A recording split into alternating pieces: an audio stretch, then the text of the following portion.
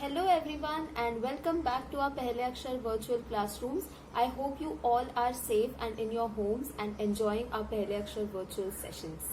Wow! Wasn't your mouth watering looking at these tasty looking food items? Well, I am hungry. I hope you have guessed the theme of our today's session. You are right. It is food. But today, we are not only going to look at the food items from our country, but also look at the food items from around the world. I will start with the eastern region of India.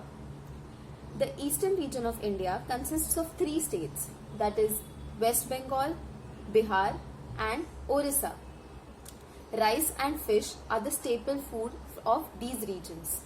Because of favorable weather conditions, rice grows in large quantity in this region. But along with rice, you will also find fishes in abundance in this region, and these fishes are mainly available from ponds and rivers. Out of all the fishes, Hilsa is the most famous fish from these regions. This fish is available only during the monsoons and it is famous for its unforgettable taste. Along with Hilsa, Bhetki and Rohu are also loved by the people of these regions. If you are a fish lover, these fishes will definitely tickle your taste buds. Just like in the eastern region, rice is a staple food in the western region of India as well. Along with rice, wheat, bajra and jowar are highly consumed in the states of Gujarat and Rajasthan. The food of Rajasthan is rich in spices, and if you can muster a little spicy affair, you will definitely enjoy Rajasthani cuisine. Dal bati churma and dal kachori are two very famous dishes from the state of Rajasthan. The food from Gujarat and Mumbai is highly influenced by the Parsi community living in these states. Vegetarian dishes like pav bhaji, bhel puri and dhokla are a gourmet's delight here. Due to high concentration of the Jain community in Gujarat, it excels in its vegetarian food with the subtle use of spices and rich texture. The coastal states of Maharashtra and Goa have sea fishes in abundance. North Indian cuisine is largely influenced by the Mughal style of cooking. Abundant use of butter-based curries, dry fruits and nuts are a striking feature of the North Indian meal. North India lives on rotis and parathas which are made of wheat. Lots of oil, ghee, butter along with rich spices are used as the medium of cooking, which lends the North Indian food a very strong flavor. Meat dishes also play a very important role in the North Indian cuisine. A variety of biryanis and kebabs bear the Mughal legacy. South Indian food is a vegetarian's delight. Just like North Indian food, South Indian food is also popular all over the country. The most striking feature of South Indian food is the use of coconut oil. Coconut oil gives South Indian food that unique flavor. Rice is a staple food even in South India. Idlis, dosas, vadas, uttappams made from ground rice and lentils are some of the most popular South Indian delicacies. In the state of Andhra Pradesh and Telangana, biryani made from rice mixed with meat is a masterpiece. This dish is a Mughal delicacy. On the Malabar coast of Kerala, delicacies made from crabs and prawns are very famous.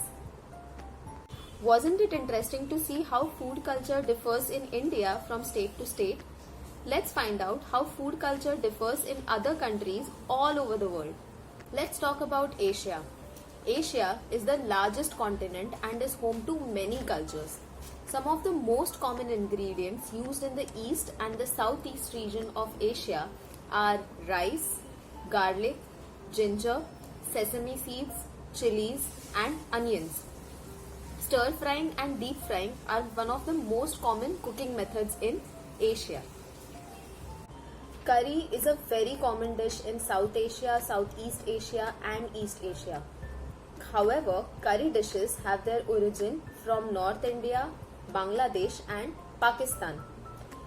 The curries from these regions use yogurt as their base, and modern day Sri Lanka and Southeast Asia use coconut milk as their base. Let's move to Africa.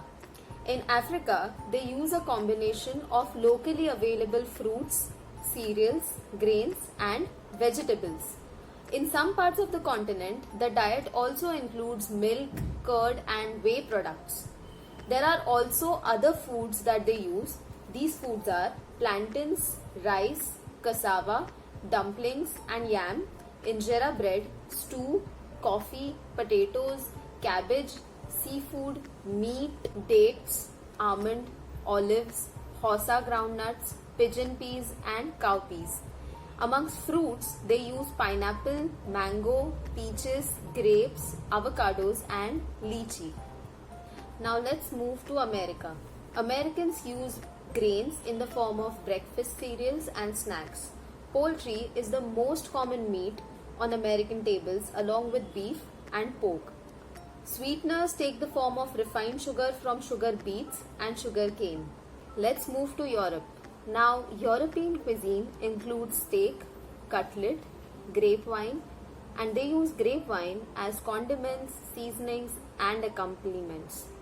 They also use a lot of dairy products, cheese, flatbread, pasta, dumplings, and pastries. Let's move to Antarctica. Now, Antarctica cuisine consists of crops like lettuce, cucumbers, radishes, Swiss chard, and herbs like basil, chives, cilantro, and mint. They also eat pemmican tea, biscuits, sugar, and cocoa. Now, let's talk about what are the challenges that this food producing industry is facing today.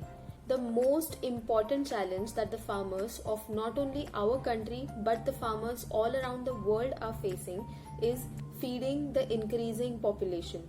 The population is increasing at such a rapid rate that farmers are finding it difficult to produce food for this increasing population.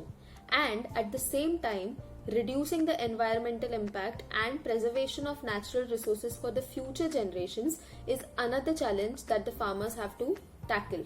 What we need to understand is that farm production poses a number of challenges for the farmers. Food production requires adjustments to rapid population growth, expenditure of resources, soil degradation, and growing lack of water.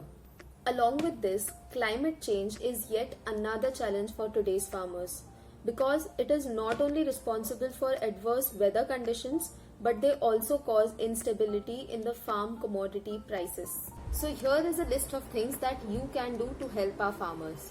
Number 1, whenever you go out to shop to buy vegetables or groceries in general, prepare a list and stick to that list. Do not buy anything that you don't need. Buy anything that you need and require.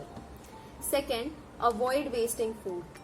The third thing that you can do is if you have excess amount of food in your house, you can distribute it among the people who need it. And the most important thing that we can do is manure. Creating manure is one way to help reduce waste. So these are the things that we thought that you can do. If you have any more suggestions, please let us know your thoughts